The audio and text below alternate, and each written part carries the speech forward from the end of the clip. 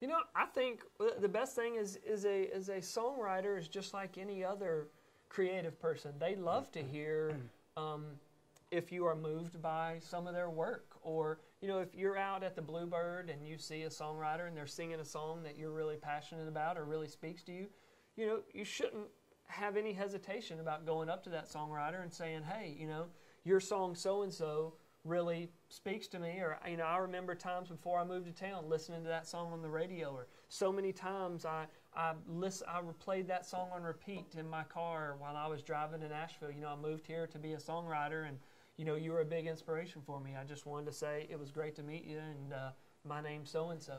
Now, from that may be the entire conversation. You know, depending on that successful songwriter, that could turn into a conversation that turns into something else. It could turn into the opportunity of, you know, the more successful songwriter saying, hey man, I'm more than willing to hear some of your songs, or you know, if you have a great idea someday, call me. Who knows? But you shouldn't have any hesitation of just going up to a songwriter and simply expressing that you're a fan of theirs. Yeah.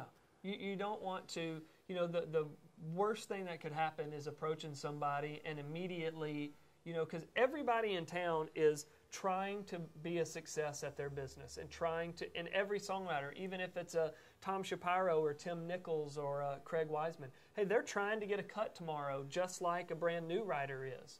So, you know, the last thing they're wanting is for some other songwriter to come up and stick a CD in their face. It's like, hey man, just, you know, compliment them on their craft if you're a fan of theirs, and see if that relationship can blossom into something.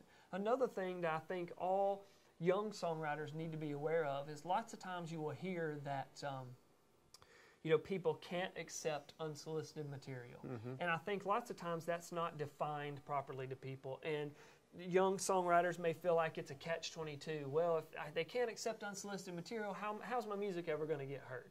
Well, number one is that their publishers can't accept unsolicited material, and it's for legal reasons, because unfortunately hit songwriters get hit with frivolous lawsuits every single day by, you know, somebody absolutely that has no case. But what that can do is that freezes the royalty flow for that songwriter, for the co-writers, for those publishers, and all that a songwriter has to do is prove access. They just have to prove that that songwriter accepted their song, or that songwriter's publishing company accepted the CD. And even though the song on that CD may not be anything like a song that publishing company has, it opens up that publisher, that songwriter, to the liability of frivolous lawsuits, of somebody saying, well, Doak, your big hit song, you stole it from me. And they may be going, well, there was a line in my song that said, I love you, and your song said, I love you. Right. And it could be as frivolous as that, or and sometimes even less. So that's why people say you can't accept unsolicited material. But I would say, you know, if you're making great music, people are going to hear it. Like I said, that cream always rises to the top. Places like BMI or ASCAP or NSAI, you know, especially those PROs, they have membership relations people there that are there to help open doors for you when you are ready. Not just because you walk in the door that they're going to open up the Rolodex and call every publisher in town to take meetings with you. It's when your music is competitive in the marketplace, they are going to pick up the phone and make those calls and say, hey man, you need to hear these songs from so-and-so.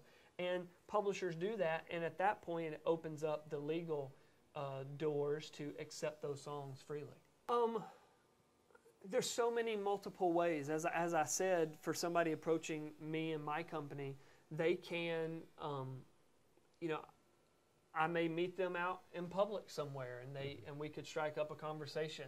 They may have a relationship that they start with one of my songwriters. You know, I would encourage them, you know, if they have legal counsel, you know, their lawyer can call me.